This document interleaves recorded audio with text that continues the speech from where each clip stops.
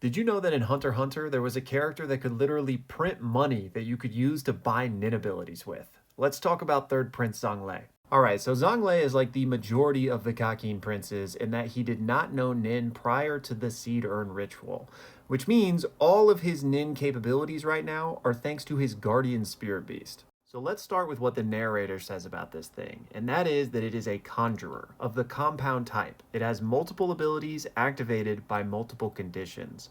Someone who possesses the coin after fulfilling certain conditions will gain various abilities. Now you might be asking, what coin is it referring to? Well, like I mentioned at the start of this video, Zhang Lei can literally print money because his guardian spirit beast creates these coins at a rate of one per day. Now, because Zhang Lei didn't even know about the existence of Nen prior to this, he is in way over his head and has no idea what he is doing with this thing. And because of that, we haven't actually seen it in action. So everything we do know about it comes to us by way of Kurapika's deductions, whom Zhang Lei has recruited to help him understand Nen.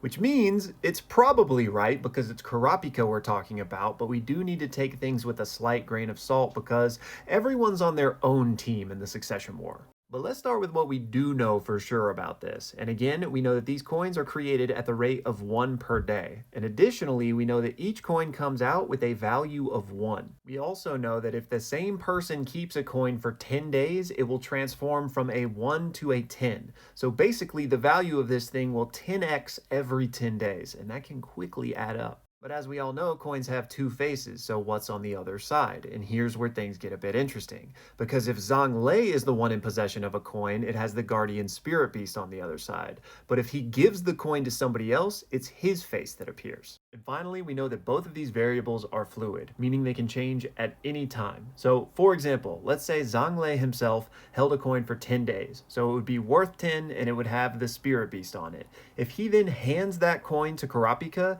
it transforms back into a 1, representative of how long Kurapika has held it, and the face will change to Zhang Lei's. So because of all of that, these coins are a long game, right? Because they're going to reward patience and biding your time and loyalty to Zhang Lei. If he gifts you one of these coins, you're going to be best suited making sure he stays around so that your coin can accumulate value over time and again, eventually unlock Nen abilities for you and perhaps even other things as well. And Kurapika deduces that it should take about half a year for this coin to increase in value enough to unlock your Nen, aka when the coin is in the quintillions in terms of its value.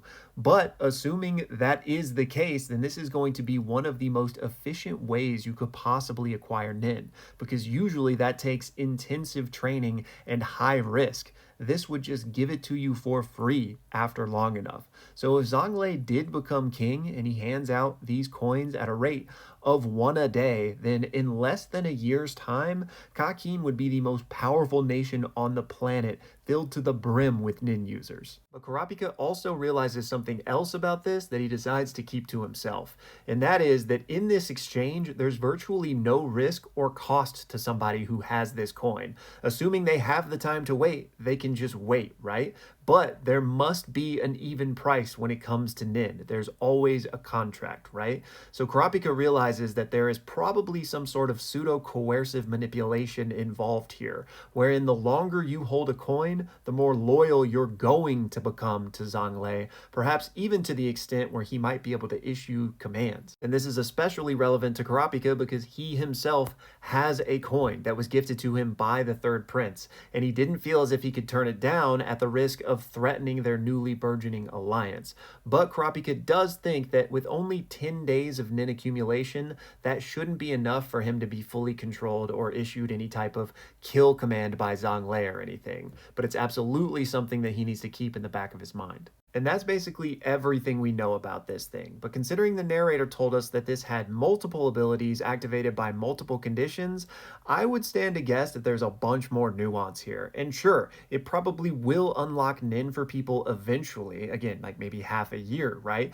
But what if you want to trade in a coin before then? We know that the value increases exponentially every 10 days. So maybe you don't wait half a year, maybe you wait a month. Then what can you turn that coin in for, right? There may be a whole slew of rewards based on your coin's value, and I really hope we get to explore some of that.